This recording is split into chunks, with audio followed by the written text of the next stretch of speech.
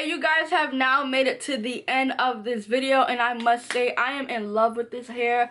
I feel like the lace was darker than usual, but maybe I'm bugging. I don't know. But honestly, I must say this is a holiday must-have. You guys already know I have the same wig in the length, I think 24, but this bob does something different. Like I'm feeling this bob vibe right now.